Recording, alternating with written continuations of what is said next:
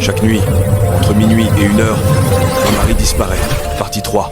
Fanta resta longtemps assise sur le sol, le téléphone toujours collé à son oreille, comme si la voix de Tata Kadiatou était la seule chose qui la maintenait en vie. Les pas avaient disparu, mais leur présence, elle, restait, comme une ombre froide qui s'était glissée dans leur mur. Si tu dois venir, s'il te plaît. La tante soupira profondément. Fanta, je viendrai, mais pas maintenant. Pas tant que eux sont encore dehors. Eux, qui sont-ils? Qu'est-ce qu'ils veulent? Un silence s'installa, un silence lourd, pesant. Puis la voix de la tante se fit presque un murmure. Ce ne sont pas des vivants, ma fille. Ce sont des appelés. Fanta sentit un frisson glacial lui traverser le dos. Des appelés? Qu'est-ce que ça veut dire? Mais la tante esquiva. Écoute-moi très bien. Tu dois trouver quelque chose dans cette maison. Malik t'a caché quelque chose. Cherche partout, mais surtout, elle hésita. Regarde sous le lit conjugal. Fanta se figea. Sous le lit? Pourquoi? Parce qu'un homme qui disparaît chaque nuit ne part jamais sans laisser une trace. Et ce qu'il cache est toujours placé là où il croit que personne n'osera regarder. Fanta baissa les yeux vers le sol. Le lit. Le même lit où elle dormait chaque nuit près de Malik. Le même lit sous lequel, d'après Tata Kadiatou, quelque chose l'attendait peu. Être. Son souffle devint rapide et irrégulier. Elle murmura. Tata, j'ai peur. La tante répondit avec fermeté. La peur ne protège personne. Affronte ce qu'il refuse de dire. Fanta se mit à quatre pattes, approchant doucement son visage du bord du lit. La chambre semblait plus sombre qu'avant, comme si la lumière elle-même reculait. Elle souleva lentement le drap qui touchait le sol, et pendant une seconde, elle fut incapable de respirer. Il y avait quelque chose, bien rangé, bien caché, dans une petite boîte en bois sombre, une boîte qu'elle n'avait jamais vue. Ses doigts tremblaient lorsqu'elle la tira doucement vers elle.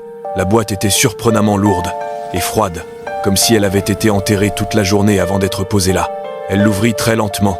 À l'intérieur, leurs photos de mariage, toutes découpées, leurs visages découpés, un par un. Le visage de Fanta minutieusement retiré sur chaque image, comme si quelqu'un avait voulu effacer son existence. Fanta sentit son ventre se tordre. Puis elle vit autre chose. Sous les photos, pliée avec soin, une chemise blanche appartenant à Malik. Mais elle n'était plus blanche. Elle était couverte de traces de terre rouge, comme celles qu'on trouve en brousse. Et surtout, il y avait des griffures profondes, comme si un animal l'avait déchirée à coups de griffes. Fanta posa une main sur sa bouche pour empêcher un cri. Puis son regard se posa sur le dernier objet au fond de la boîte. Une petite corde tressée, en fibre végétale, avec 3 nœuds serrés. Un fétiche traditionnel. Un qui ne devait pas être là.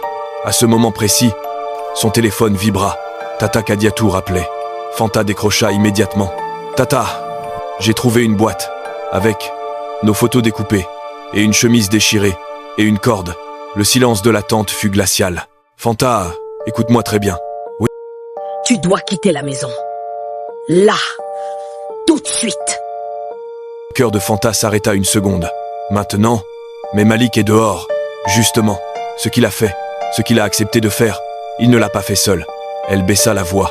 Et ce que tu viens de décrire, Ce n'est pas un simple secret marital. C'est un contrat. Un pacte. Fanta sentit ses jambes faiblir. Un pacte? Avec qui? Tata inspira profondément avant de répondre.